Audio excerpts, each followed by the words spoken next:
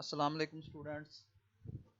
Biology 10th class article है हमारा जी 10.2 जो हमने शुरू कर रखा है। पहले आज इसका बकिया हिस्सा पढ़ेंगे इंशाल्लाह। तो इसमें हम पढ़े हवा का रास्ता कि कैसे हवा हमारे जिस्म में दाखिल होती है। तो उसमें हमने पढ़ा था कि नॉस्ट्रल से दाखिल होकर फेरिंग्स लैरिंग्स से होते हुए ट्रेकिया में आती है। तो ये देखें, ये हमने ये पढ़ा था जी, ये यहाँ से होते हुए ट्रेकिया में आती है। ट्रेकिया के दो मजीद ब्रोंकाई जो है, इसमें ट्रेकिया जब डिवाइड होती है दो हिस्से बनते हैं, तो इन हिस्से को ब्रोंकाई कहते हैं। तो ये आगे से हम पढ़ेंगे इसको, क्या है जी हमारा। तो कहता है जी bronchi continue dividing in the lungs. ये लंग्स में जब ब्रोंकाई डिवाइड होना जारी रखती, तकसीम होना जारी रखती है, until they make several fine tubes called the bronchioles. ये मजीद छोटी ट्यूब्स बनाते हैं जिनको ब्रोंकियोल्स कहते हैं। The bronchioles progressively lose the cartilage. ये मजीद बढ़ते हुए जो ब्रोंकियोल्स हैं, इनमें कार्टिलेज कम होता जाता है। एज दे बिकम नैरोअर, जो जो ये तंग होती हैं, छोटी होती हैं, the bronchioles and as fine tubules called the alveolar ducts. ये फिर जब खत्म होती हैं तो बहुत बारीक ट्यूब्स बन चुकी होती हैं जिनको एल्वुलर डक्ट्स कहते हैं। Each alveolar duct opens into a cluster of pouches called the alveoli. ये एल्वुलर डक्ट्स जो होती हैं, बहुत बारीक नालियां होती हैं, ये जाकर खुलती हैं एक थैलियों का, पाउचेस का गुच्छा होता है, क्लस्टर होता है, उनमें जाके खुलती है, उनको एल्वियोलाई कहते हैं। The alveoli forms the respiratory surface in human body. Alveoli वो जगह है जो रेस्पिरेटरी सरफेस बनाते हैं, जहाँ पे रेस्पिरेशन का अमल होता है जिस्म में। Each alveolus is a sac like structure. हर एल्वियोलस जो है एक थैली नुमा सैक पाउच होती है, थैली नुमा साख्त होती है, जो कि एक बहुत बारीक एक सिंगल सेल होता है, एपिथेलियल सेल्स होते हैं। It is bound on the outside by a network of capillaries. इनकी बाहर की जानिब जो है कैपिलरीज का एक जाल बिछा होता है। The pulmonary artery from the heart containing deoxygenated blood enters the lungs and branches into arteries and then into capillaries which surrounded the alveoli। जो पल्मोनरी आर्टरी होती है, जो दिल से डीऑक्सीजनेटेड ब्लड, जिसमें ऑक्सीजन की कमी होती है और कार्बन डाइऑक्साइड की ज्यादती होती है, वो लंग्स में दाखिल होती हैं एंड ब्रांचेस इनटू आर्टेरियोल्स, और आर्टेरियोल्स में वो तकसीम होती है एंड देन इनटू कैपिलरीज, और फिर कैपिलरीज में बदलती है, और वो कैपिलरीज आके एल्वेलाई के गिर्द फैल जाती है।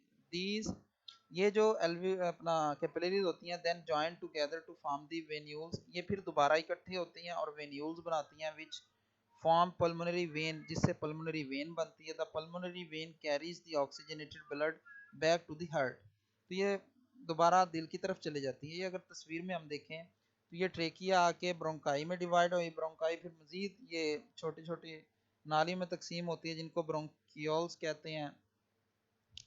ये ब्रोंकियोल्स, फिर ये देखें ग्रीन कलर की फाइन ट्यूब्यूल्स नज़र आ रही हैं, ये एल्वुलर डक्ट्स होंगी।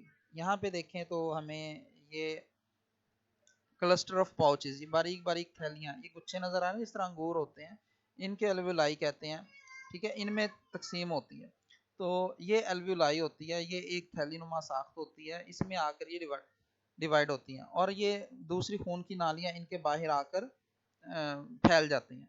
तो अब इन थैलियों के अंदर हवा होती है और बाहर जो है खून की नालियाँ होती हैं, और दरमियान में एक सिंगल सेल होता है।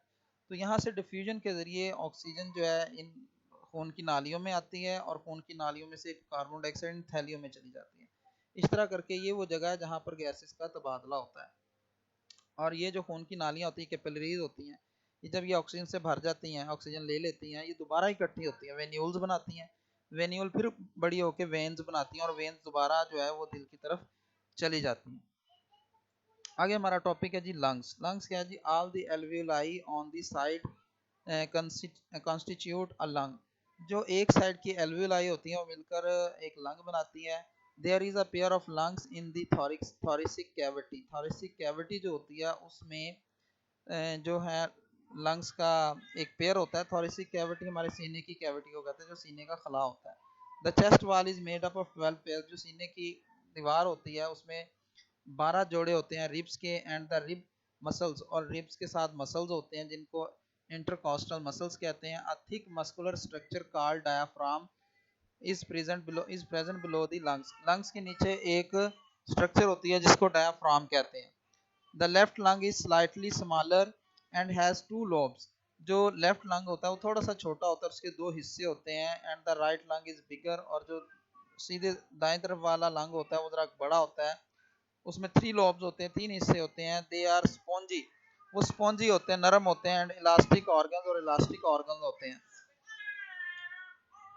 The lungs also have blood vessels that are the branches of the pulmonary arteries and veins.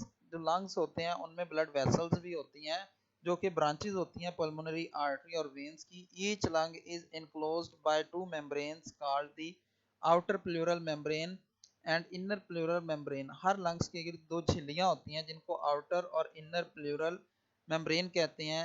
ये मेम्ब्रेन क्या करती हैं जी? मेम्ब्रेन enclose a fluid, इनके दरमियान एक फ्लूइड भरा होता है, विच लुब्रिकेशन प्रोवाइड्स लुब्रिकेशन, जिससे लुब्रिकेशन मिलती है for the free expanding and contracting movement of the lungs. जब लंग्स फैलते और पिचकते हैं तो इनको रगड़ से बचाने के लिए और चोट से बचाने के लिए ये लुब्रिकेशन का काम करते हैं। तो ये हमारा आज का आर्टिकल हुआ।